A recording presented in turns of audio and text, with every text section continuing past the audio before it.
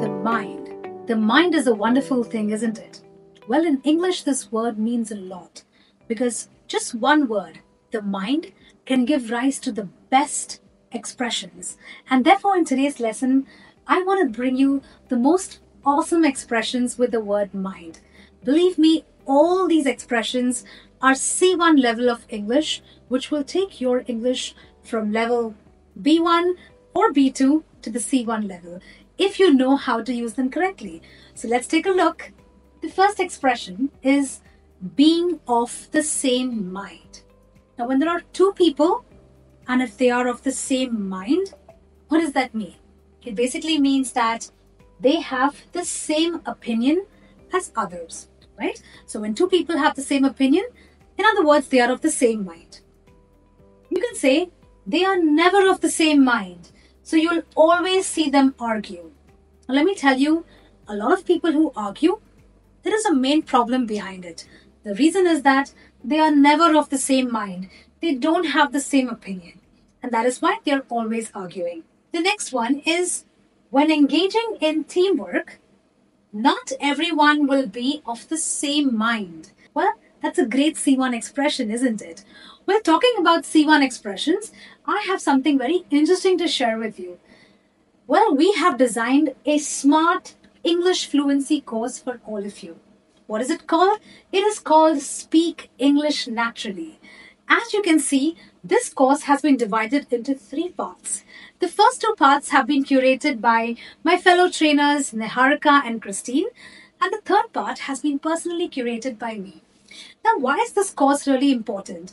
As the name suggests, it helps you speak naturally. It helps you speak fluently in English, which is not textbookish. Okay, so in other words, it helps you speak like a natural speaker.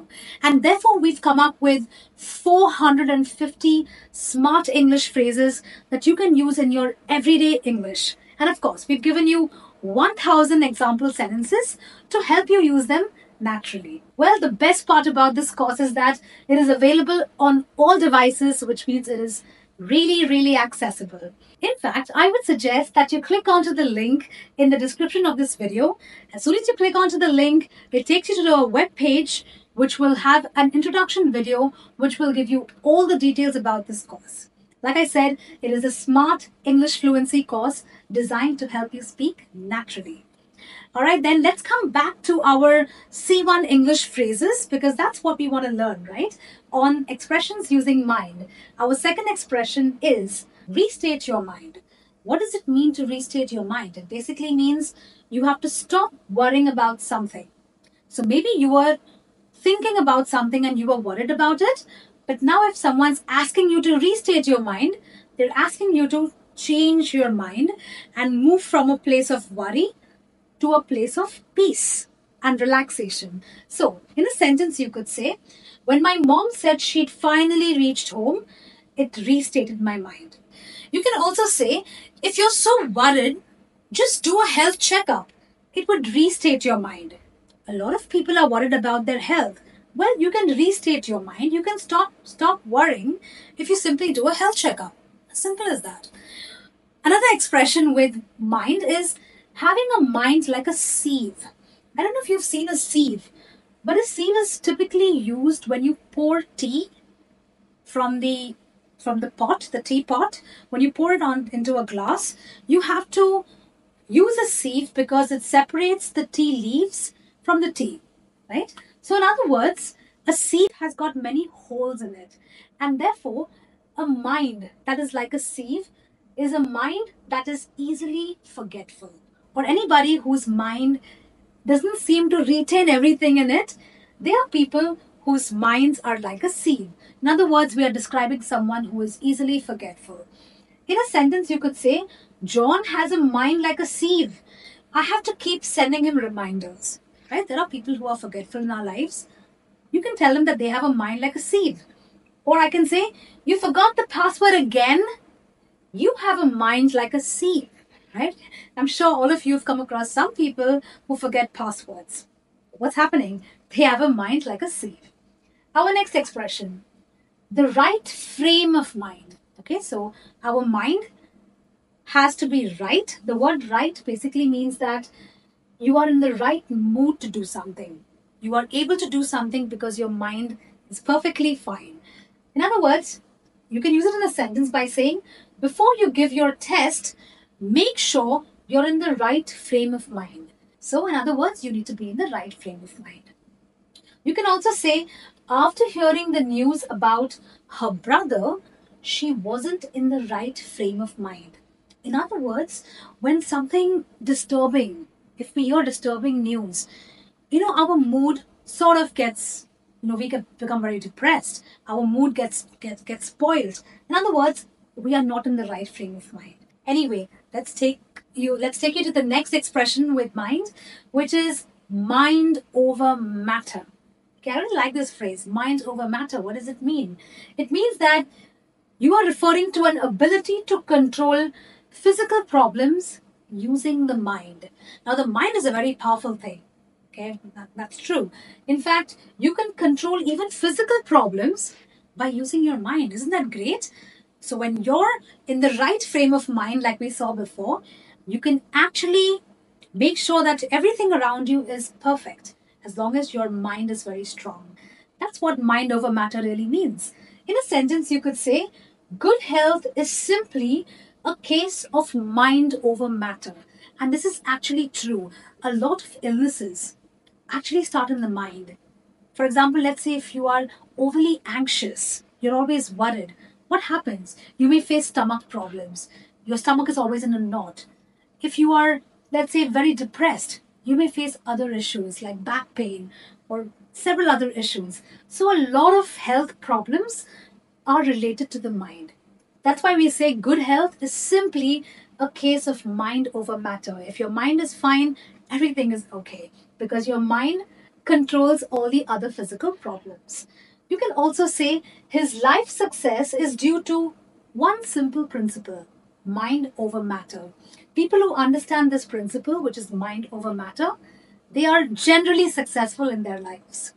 Our next expression is bored, scared, or stoned. I've used three adjectives next to the expression out of one's mind. So either you can say you are bored out of your mind, or you can say you're scared out of your mind, or you can say you are stoned out of your mind. Each of these things are very simple. It basically means either you're extremely bored.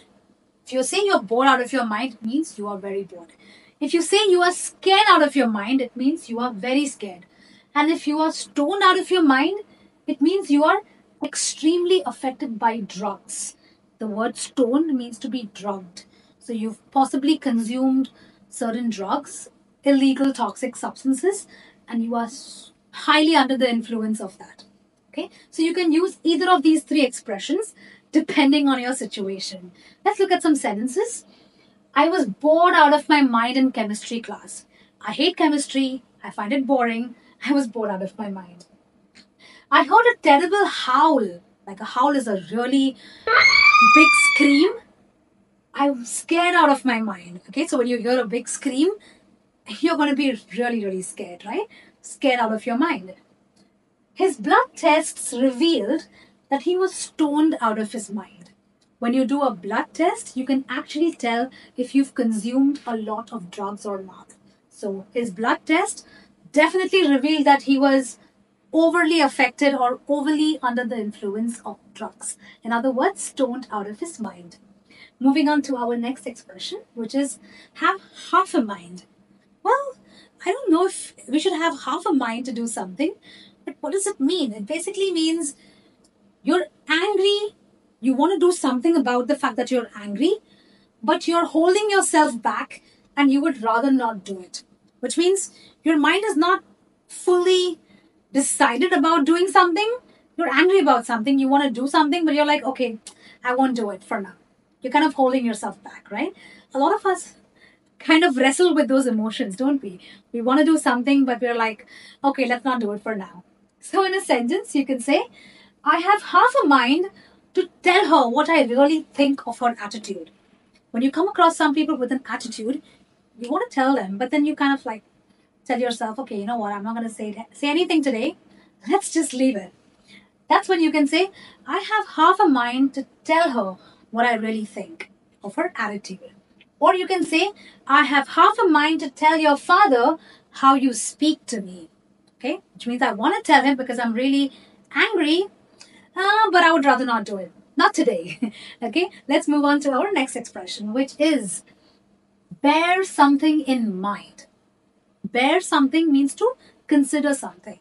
In other words, it means that you take some fact into account before making a decision. Making a decision means making the right choice, which requires you to use your mind. But when you're bearing something in mind, you've got to take some facts into account. You've got to consider certain details, certain facts. Therefore, in a sentence, you can say, when you book your flight, bear in mind that the tickets during the holidays are the most expensive. We'll look at another example. If you're planning to start a business, bear in mind a few bad months, which means you have to take into account the fact that some months are not going to be so smooth. You could face loss, you could face multiple issues while you are operating your business. You have to bear that in mind. Well, that brings us to the end of this lesson on some awesome expressions using the word mind. Just one word, but believe me, such amazing expressions that you must use in order to move from the B1 or the B2 level of English to the C1 level of English, which means that you have to keep practicing, keep using them in everyday conversations so that you end up sounding like a natural speaker. And like as I mentioned, if you want to make sure that you learn C1 English, also make sure you click the link on the description of this video to know more about our Smart English course where you speak English naturally. I'll be back with some more lessons. Until then, this is me saying take care, have a nice day.